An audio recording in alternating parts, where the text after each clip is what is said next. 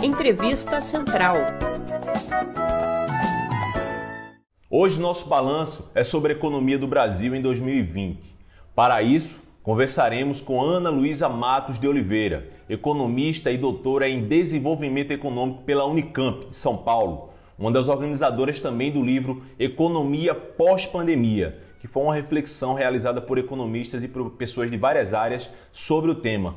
Ana Luísa, muito obrigado pela sua participação. Uma primeira pergunta que gostaríamos de fazer é um balanço das medidas econômicas do governo Bolsonaro referentes à pandemia e se elas foram suficientes. O que a gente entende é que essas medidas elas não foram capazes de mitigar os efeitos que a gente teve da crise, em especial para as mulheres e para a população negra. E a medida principal que a gente pode apontar como tendo sido tomada agora durante essa crise da Covid-19 foi o auxílio emergencial, que a gente sabe que foi tomada assim, meio que a revelia do que o governo queria, né? O governo começou falando que isso era um tipo de socialismo, né? Que isso ia contra os dogmas econômicos deles. Eles acabaram sendo pressionados a fornecer o auxílio emergencial e fornecer um valor maior, né, do que eles estavam querendo. A proposta do governo era de R$200, então o Congresso pressionou. Então, essa é a principal medida que o governo tomou para os trabalhadores. O que poderia ser feito a mais para manter a economia brasileira nessa época de pandemia, em 2020, e não foi feito pelo governo? Bom, uma das questões importantes que a gente precisa apontar é a questão do crédito, né? O crédito em especial para as empresas pequenas, para as micro e pequenas empresas. Muitas pessoas, né, muitos empresários desse ramo, eles se queixam, né, com razão, de que as empresas acabaram fechando as portas porque eles não tiveram acesso a crédito naqueles momentos em que as empresas precisaram fechar, enfim. E a gente sabe que as pequenas e médias empresas no Brasil são as que mais geram emprego no país. Então, uma das questões principais que a gente poderia ter feito, deveria ter feito, é essa facilitação do acesso a crédito. E essa situação fica mais grave agora, porque como a gente tem o fechamento de creches, o fechamento, né, de escolas, alguém tem que cuidar das crianças, alguém tem que cuidar das atividades domésticas, né, e aí isso acaba recaindo por uma questão de gênero, uma questão, né, de desigualdades históricas aí nos ombros das mulheres, né. O racismo, a violência contra a mulher e outros problemas sociais brasileiros impactam no desenvolvimento econômico brasileiro e impactaram agora na pandemia? Olha, eu entendo que desenvolvimento econômico, desenvolver um país é reduzir desigualdades de gênero, é reduzir desigualdades raciais. Então, políticas que vão no sentido de aumentar a desigualdade de gênero, a desigualdade racial, elas não são desenvolvimento, elas são o contrário do desenvolvimento, né?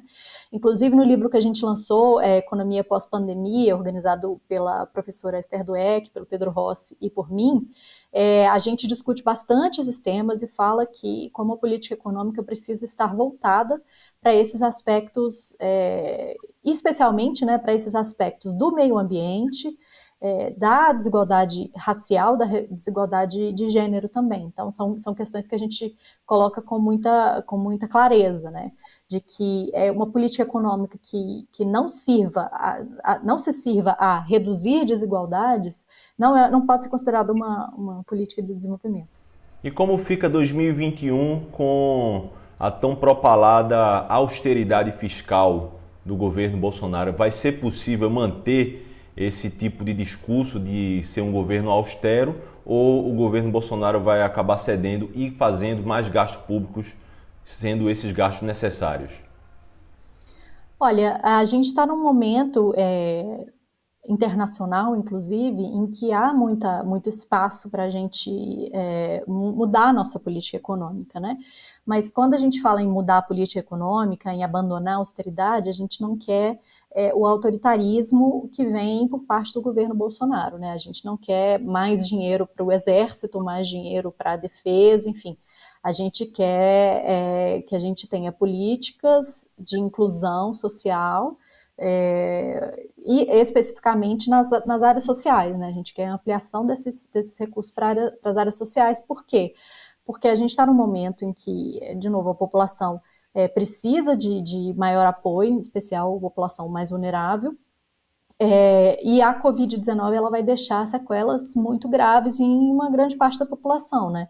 Não só a questão de enquanto a pessoa está doente, ela vai necessitar de gastos de saúde, por exemplo, mas há diversos relatos, né, de pessoas que ficam com sequelas por mais tempo, e isso vai aumentar a demanda do setor de saúde. Além do que, durante esse período, muitas pessoas deixaram de fazer suas consultas de rotina e podem ter um agravamento de questões crônicas, né? Então, além disso, esse ano foi um ano praticamente perdido nas escolas, né? A gente vai ter que recuperar isso de alguma forma no ano que vem. Então, a gente tem diversas questões que ficam como saldos aí negativos da pandemia que nos forçariam, né, a ter um olhar diferente para o orçamento de 2021. 2021, continuamos na pandemia e tem um assunto vacinação. É possível que, se o Brasil se atrasar na vacinação de sua população, ele pode também ficar para trás no sentido econômico no cenário internacional? Com certeza absoluta, né? Os países estão apostando na questão da vacinação para poder retomar suas economias, para retomar sua atividade econômica, para retomar sua vida, né? E quanto mais a gente atrasar isso, a gente atrasar essa distribuição da vacina no território nacional, né, que deveria ser, aliás, uma função não dos estados e dos municípios, mas do governo federal de fazer esse planejamento, essa distribuição, para que ela não fique concentrada nos estados mais ricos, né, por exemplo, São Paulo, Rio de Janeiro, mas que ela consiga chegar em todo o país, né, inclusive no norte do país, que a gente sabe como foi afetado, Manaus, enfim. Então, precisaria desse processo de coordenação nacional, né, que não está sendo feito. Quanto mais a gente atrasar isso, mais a gente fica em espera e mais a gente vai demorar para retomar a nossa economia de fato.